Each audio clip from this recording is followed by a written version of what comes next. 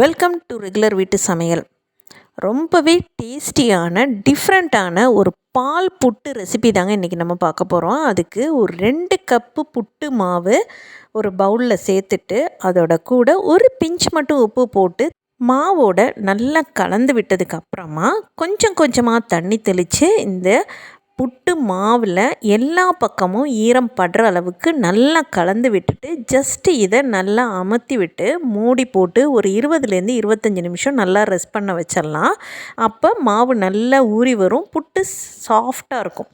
இப்போ இன்னொரு பக்கம் ஒரு பேனில் ஒரு 1/4 ஸ்பூன் போல் நெய் போட்டுட்டு ஒரு மீடியம் சைஸ் கேரட்டை நல்லா மெலிசாக துருவி அதோட ஈரம் அடங்குற வரைக்கும் கொஞ்சம் வணக்கி விட்டுட்டு இதோட கூடவே ஒரு 1/4 மூடி தேங்காய் துருவல். தேங்காய் வந்துட்டு நம்ம விருப்பம் தாங்க, அதே அளவு தான் வேணும்லாம் இல்லை, கொஞ்சம் கூட குறைய இருந்தாலும் தப்பு இல்லை. திருவி வச்சுருக்கிற தேங்காயை இதில் சேர்த்துட்டு இதை ஒரு தடவை, அதாவது ஒரு மினிமம் 3 நிமிஷம் லோ ஃப்ளேமில் நல்லா கலந்து விட்டதுக்கு அப்புறமா அடுப்பை ஆஃப் பண்ணிடலாம்.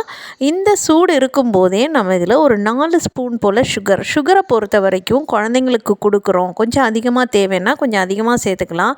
இல்லை எங்களுக்கு சுகரே வேணாம், எங்கள் உப்பு அதை போட்டிருக்கிறதே போதும் அப்படின்னா சுகரை அவாய்ட் பண்ணிட்டும் நம்ம செய்யலாம். இது ஆப்ஷனல் தான். பட் பர்ஃபெக்ட் ரெசிபி அப்படிங்கும்போது சுகரை போட்டு இந்த மாதிரி லைட்டாக கலந்து விட்டு இதை நல்லா ஆற விட்டுடலாம். இது நல்லா ஆறிக்கிட்டு இருக்கட்டும். நம்மளோட மாவும் நல்லா ரெஸ்ட்டில் இருக்குது. இப்போ இந்த கேப்பில் புட்டு குடத்தில் தேவையான அளவு தண்ணியை ஊற்றி, அதாவது 3/4 பாத்திரம் போல் தண்ணி இருந்தால் நமக்கு ஒரு 5லேருந்து 6 குழா புட்டு வேக வைக்கலாம். மூடி போட்டு அதை நல்லா சூடேற விட்டுடலாம்.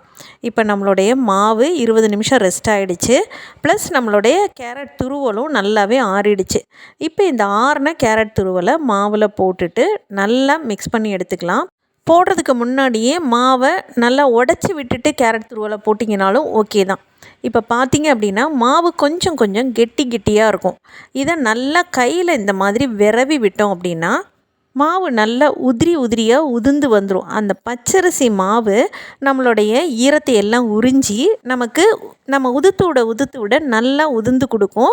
கொஞ்சம் உதிர்ந்து வந்ததுக்கப்புறம் ஒரு 50 கிராம் போல் பால் பவுடரை இதில் சேர்த்து எகெயின் நம்ம இந்த புட்டு மாவு விரவணும் அப்படின்னா கொஞ்சம் நஞ்சம் இருக்கிற ஈரமும் அந்த பால் பவுடர் அப்சர்வ் பண்ணிவிட்டு நம்ம மாவெல்லாம் இந்த மாதிரி ரொம்பவே சாஃப்டாக நல்ல உதிரியாக கிடச்சிரும். இதோட பதம் அப்படிங்கிறது கையில் இப்படி பிடிச்சா நல்லா கெட்டியாக மாவு ஒன்று சேரணும். அப்புறம் உதுத்து விட்டால் நல்லா உதிரியாக உதிர்ந்து வந்துடணும். அந்த அளவுக்கு ஈரத்தன்மை இருக்கணும். அதுதான் புட்டோட பர்ஃபெக்ட் டெக்ஸ்டராக இருக்கும். அங்கங்கே சின்ன சின்ன கட்டிகள் இருக்கிறத நம்ம அந்த கை வச்சு இந்த மாதிரி உதுத்து விட நல்லாவே உதிர்ந்து இந்த அளவுக்கு சாஃப்டான ஒரு டெக்ஸ்டரில் கிடச்சிரும். நம்ம மாவு இப்போ பர்ஃபெக்டாக ரெடி ஆகிடுச்சு. இதை நம்ம வந்துட்டு புட்டு கொழாவில் எப்பயும் போல் போட்டுடலாம்.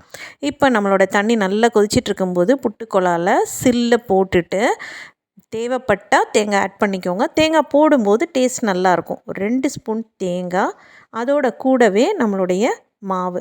இப்போ மாவை வந்து நமக்கு ஸ்ப்ளிட் பண்ணி சின்ன சின்ன புட்டு வில்லைகளாக வரணும் அப்படின்னா நம்ம அதுக்கு தகுந்த மாதிரி நடுவில் டிவிஷன்ஸாக தேங்காயை போட்டு நம்ம ஸ்ப்ளிட் பண்ணி எடுத்துக்கலாம். இல்லை எங்களுக்கு ஒரே புட்டாக இருந்தால் போதும் அப்படிங்கிறவங்க நடுவில் தேங்காயே போடாமல் ஃபுல்லாக புட்டு மாவை நம்ம வந்து அதில் போட்டு எடுத்துட்டோம் அப்படின்னா ஒரே குழாயாக கிடைக்கும். நம்ம விருப்பத்துக்கு தகுந்த மாதிரி நம்ம மாவை ஸ்ப்ளிட் பண்ணி சில்லுகள் ரெடி பண்ணிக்கலாம். இப்போ பார்த்திங்க அப்படின்னா புட்டு மாவு ட்ரான்ஸ்ஃபர் பண்ணும்போது அழுத்தவே கூடாது. ஜஸ்ட் அதை லேசாக அதில் ஸ்ப்ரெட் பண்ணி விட்டால் போதும். அழுத்தணும் அப்படின்னா உள்ள மாவு ஈவனாக வெந்து வராது, ஒரே மாதிரி எல்லாமே ப்ரெஸ் ஆகிடும். ஜஸ்ட்டு லெவல் மட்டும் பண்ணி நம்ம மாவை அழுங்காமல் அந்த குழாயில் ரப்புனா போதும். நம்ம ரொம்ப டைட் பண்ணி அதை ஃபில் பண்ணக்கூடாது.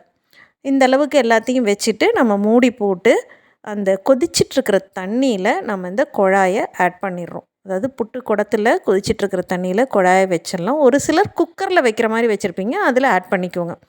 இப்போது ஒரு 6லேருந்து 7 நிமிஷத்துக்கு அப்புறம் நல்லா ஆவி பறந்து புட்டு நல்லா வெந்ததுக்கப்புறம் தனியாக எடுத்துகிட்டு வந்து ஒரு கிச்சன் டவல் பிடிச்சி எடுத்துக்கணும். நல்ல சூடு இருக்கும். அடியில் நம்ம போட்டிருக்கிற சில்லில் ஒரு குச்சி, அதாவது மத்தோடைய குச்சியெல்லாம் இருக்கும் இல்லையா, அந்த குச்சியை வச்சு லைட்டாக புஷ் பண்ணோம் அப்படின்னா நம்மளுடைய புட்டு எல்லாமே அழகாக வெளியில் வந்து பிளேட்டுக்கு ட்ரான்ஸ்ஃபர் ஆகிடும். அவ்வளோதாங்க, பர்ஃபெக்டான கேரளா ஸ்பெஷல் பால் புட்டு தயார். ரொம்பவே சிம்பிளான ரெசிப்பிங்க. குழந்தைங்க ரொம்ப விரும்பி சாப்பிடுவாங்க. ஏன்னா கொஞ்சம் ஸ்வீட்னஸ் இருக்குது இல்லையா? இதுக்கு எந்த விதமான சைட் டிஷ்ஷும் தேவையில்லை, அப்படியே சாப்பிட்லாம். நீங்களும் இதே மாதிரி செஞ்சு பாருங்கள். வீடியோ பிடிச்சிருந்தா லைக் பண்ணுங்கள், ரொம்ப பிடிச்சிருந்தா ஃப்ரெண்ட்ஸோடு ஷேர் பண்ணுங்கள். உங்கள் ஃபீட்பேக்கை கமெண்ட்டாக சொல்ல மறந்துடாதீங்க. தேங்க்ஸ் ஃபார் வாட்சிங்.